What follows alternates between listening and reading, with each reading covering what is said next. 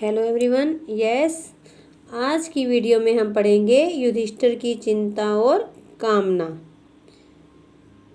दुर्योधन को अर्जुन का पीछा करते देखकर पांडव सेना ने शत्रुओं पर और भी जोर का हमला कर दिया। धृष्टद्युम्न ने द्रोण पर लगातार आक्रमण जारी रखा। इस चाल के कारण कौरव सेना 3 हिस्सों में बंटकर कमजोर पड़ गई।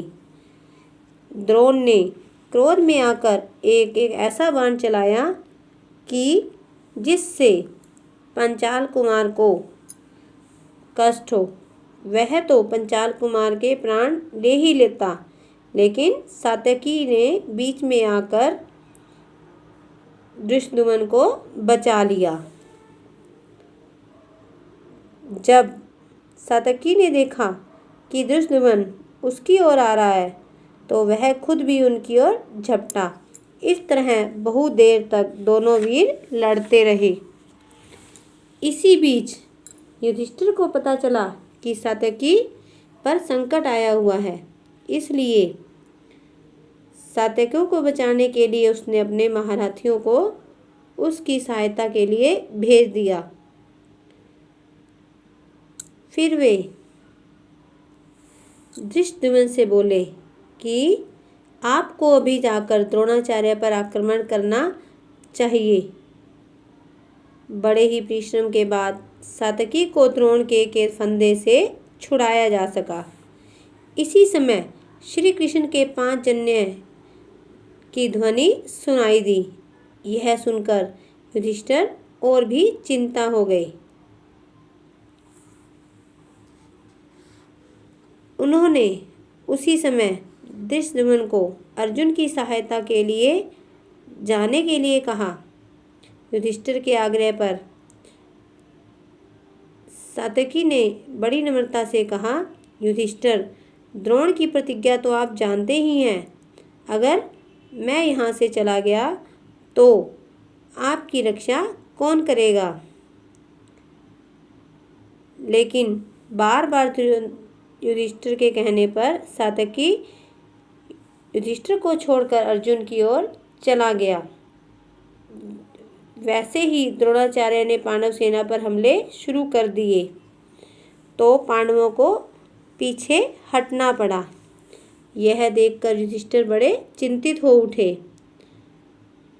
इस पर उन्होंने भीम को भी अर्जुन की सहायता के लिए भेज दिया और कहा कि यदि तुम उनको कुशल पूर्वक पाओ तो सिंह नाद करना, तो मैं समझ लूँगा सब कुशल है। भीम भी युधिष्ठिर के कहने पर धृष्टद्युम्न को उनके पास छोड़कर अर्जुन के पास चला गया। धृष्टद्युम्न ने कहा कि तुम किसी प्रकार की चिंता न करना और निश्चित होकर जाओ। जब भीम अर्जुन के पास पहुंचा तो अर्जुन को सुरक्षित देखा तो जोर से सिंहनाद किया। इन सिंहनादों को सुनकर युधिष्ठिर बहुत ही खुश हुए और मन ही मन अर्जुन को आशीर्वाद दिया। उधर मोर्चे पर जहां भीम, सात्यकी और अर्जुन थे, वहां घोर संग्राम हो रहा था और वहां पर दुर्योधन भी आ पहुंचा। थोड़ी ही देर में बुरी तरह हारकर वह मैदान छोड़कर भाग खड़ा हुआ। आचार्य के कहने सुनने पर दुर्योधन कुछ सेना लेकर फिर से लड़ाई करने के लिए वहां पर आ गया, जहां पर अर्जुन और जयद्रथ में लड़ाई हो रही थी। उस दिन जो युद्ध हुआ वह एक रोमांचकारी घटना के रूप में वर्णित है और इधर कर्ण और भीम में भी युद्ध हो रहा था। कर्ण और भीम के युद्ध में इस बार भी भीमसेन के रथ के घोड़े मारे गए। कर्ण ने भीम को खूब परेशान किया। उस समय कर्ण चाहता तो वह भीम को आसानी से मार सकता था, लेकिन वह निहत्थे भीम को मारना नहीं चाहता था और उसने कुंती को वचन भी दिया था कि वह अर्जुन के अतिरिक्त किसी भी और पांडव को नहीं मारेगा। उधर अर्जुन सिंधुराज जयद्रथ के साथ युद्ध कर रहा था और उसका वध करने की तलाश में था। इतने में ही भूरिश्रवा ने सात्यकी को ऊपर उठाया और जमीन पर दे मारा। कौरव सेना जोरों से शोर करने लगी कि सात्यकी मारा गया है। अर्जुन ने भी देखा कि सात्यकी को भूरिश्रवा घसीट रहा है और इसलिए अर्जुन ने बातें करते करते ही जयद्रथ पर बाणों की बौछार कर दी। जब अर्जुन ने सात्यकी को जमीन पर पड़ा हुआ देखा तो उसने एक ऐसा बाण चलाया जिससे भूरिश्रवा का दाहिना हाथ कटकर तलवार समेत दूर जमीन पर जा गिरा।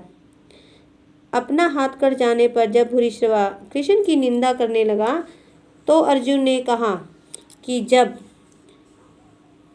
मेरा पुत्र घायल और अचेत सा होकर जमीन पर निशस्त्र पड़ा था, उस अवस्था में तुमने उसे तलवार से मारना चाहा।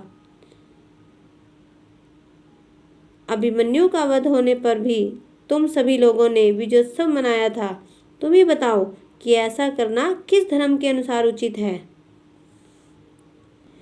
इस पर भूरिश्रवा युद्ध के मैदान में शरों को फैलाकर आसन जमाकर बैठ गया और उसने वहीं पर आमरण अनशन शुरू कर दिया।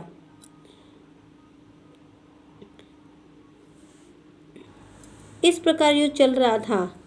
सब लोगों के मना करने पर भी सात्यकी ने भूरिश्रवा का सिर धड़ से अलग कर दिया।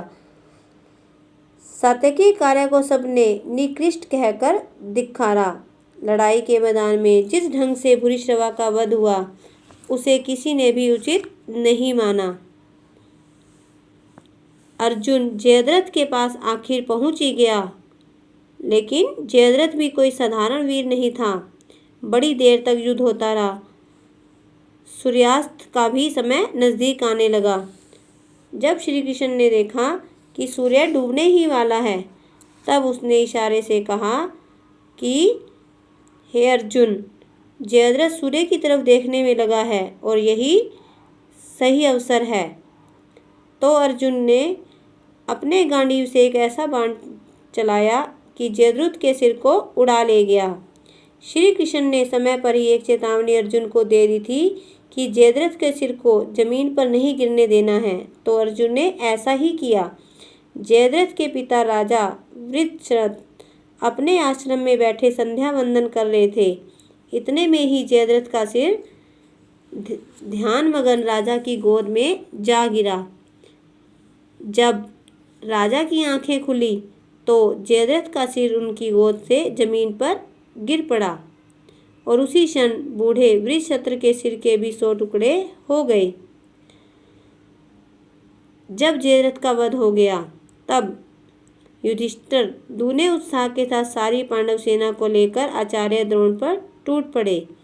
14वें दिन का युद्ध केवल सूर्यास्त तक ही नहीं हुआ, बल्कि रात को भी होता रहा। घटोत्कच जो भीमसेन का पुत्र था और कर्ण में बड़ा भयानक युद्ध हुआ।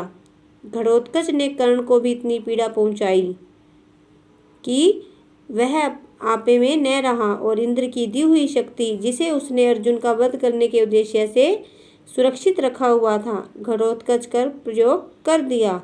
इससे अर्जुन का संकट तो टल गया, परंतु भीमसेन का प्रिय पुत्र घटोत्कच मारा गया। इतने पर भी युद्ध बंद नहीं हुआ।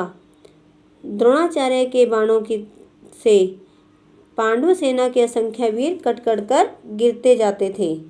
यह देखकर श्री कृष्ण अर्जुन से बोले कि कुछ कुचक्र रच कर ही उनको पराजित करना होगा। अगर ये आज से पराजित नहीं हुए तो ये हमारा सर्वनाश कर देंगे। इसलिए किसी को आचार्य के पास यह खबर देनी चाहिए कि अश्वत्थामा मारा गया है। इस व्यवस्था के अनुसार भीम ने गदा प्रहार से अश्वत्थामा नाम के एक भारी लड़ाके हाथी को मार डाला। फिर द्रोण के पास जाकर चिल्लाने लगा कि मैंने अश्वत्थामा को मार डाला है। लेकिन द्रोणाचार्य को विश्वास नहीं हुआ, तो उसने युधिष्ठिर से पूछा, क्योंकि उन्हें पता था कि युधिष्ठिर झूठ नहीं बोलेंगे। तब युधिष्ठिर जोर से बोले, हाँ, अश्वत्थामा मारा गया है। परंतु यह कहते कहते उन्होंने धीमे स्वर में कहा कि मनुष्य नहीं हाथी। इसके साथ ही भीष्म तथा अन्य पांडवों ने जोरों का शंखनाद कर दिया, जिससे युधिष्ठिर के अंतिम वचन उस शोर में लुप्त हो गए। युधिष्ठिर के मुंह से सुनते ही चारों ओर हाहाकार मच गया और इसी हाहाकार के बीच धृष्टद्युम्न ने ध्यान मगन आचार्य की गर्दन पर खड्ग से जोर का वार कर दिया, अर्थात उनका वध कर दिया। आचार्य द्रोण का सिर तत्काल ही धड़ से अलग होकर गिर पड़ा। इस प्रकार द्रोणाचार्य भी मृत्यु को प्राप्त हो गए। आपका ये लेसन कंप्लीट हो चुका है। जो भी क्वेश्चन बनते हैं आपने राइट करने और लर्न करने हैं।